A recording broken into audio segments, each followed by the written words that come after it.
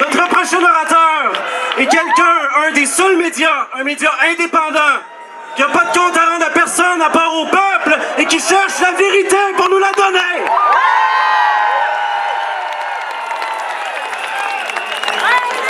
Et je vous présente, we present to you, Alexis Cossette-Trudel!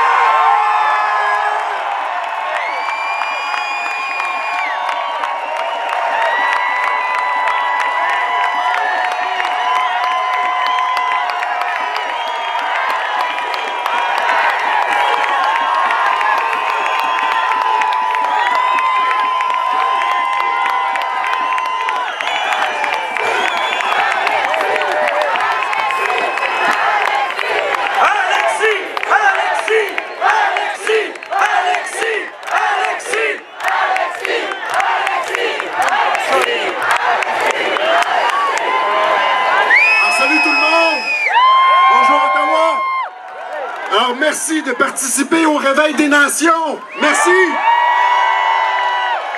Merci de participer au réveil des peuples, partout dans le monde. À Berlin aujourd'hui, partout ailleurs, il y a d'autres rassemblements comme celui-ci. Bravo.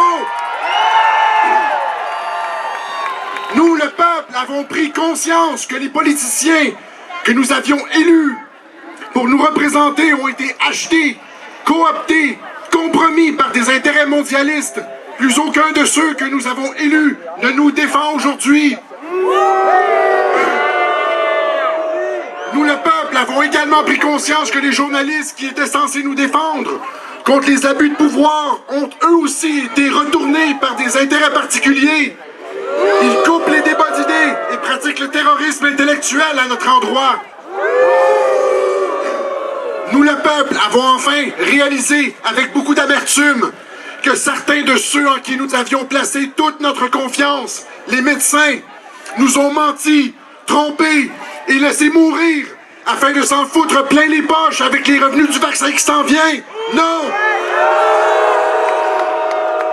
Honte et malheur à ceux qui ont trahi leur serment d'Hippocrate. La colère du peuple sera terrible.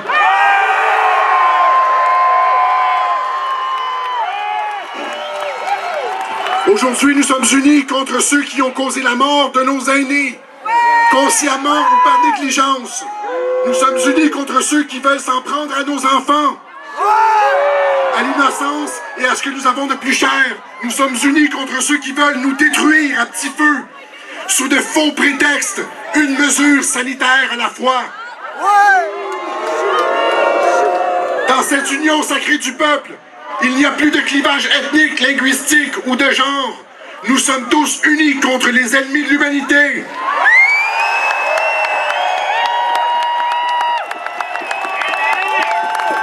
Nous sommes unis contre ceux qui veulent se substituer à nous, les parents, et nous arracher nos enfants afin d'en faire ce qu'ils veulent.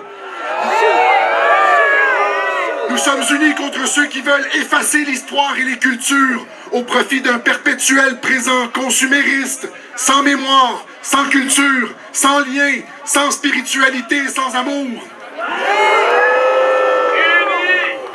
Parce que c'est bien de celui-là, le monde auquel il nous convie, le monde décrit dans la littérature utopique du siècle dernier, 1984, le meilleur des mondes et les autres. Nous y sommes. Nous le voyons se déployer sous nos yeux à travers la destruction du langage et de la pensée, à travers le totalitarisme sanitaire, les drones de surveillance, la police des masques et l'interdit de contact humain. Les coupables devront rendre des comptes. Nous allons vous en souvenir longtemps.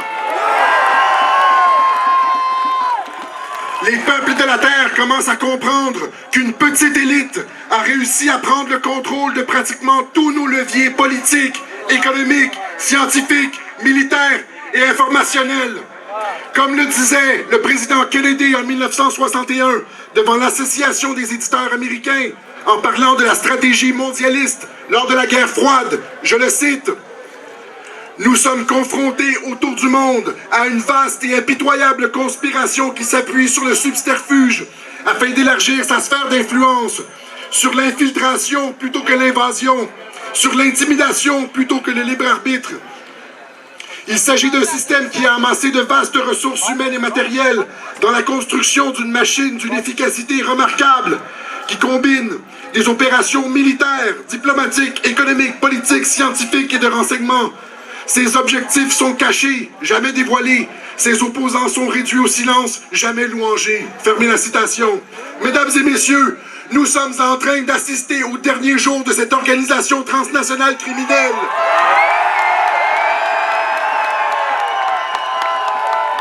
Organisée autour du cartel bancaire.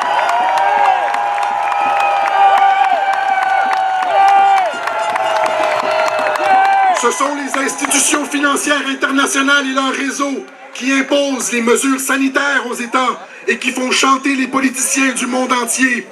La crise du COVID nous aura clairement montré la structure de contrôle mondialiste et l'étendue de son influence sur nos vies. Les jours de cette clique qui a pris le contrôle de nos vies sont comptés. Le peuple se réveille partout dans le monde.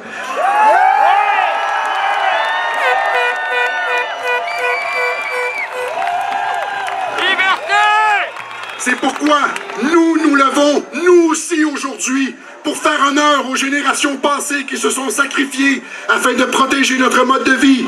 Nous sommes aujourd'hui aussi unis aux générations passées dans ce combat. C'est pourquoi nous sommes et resterons un pour tous et tous pour un.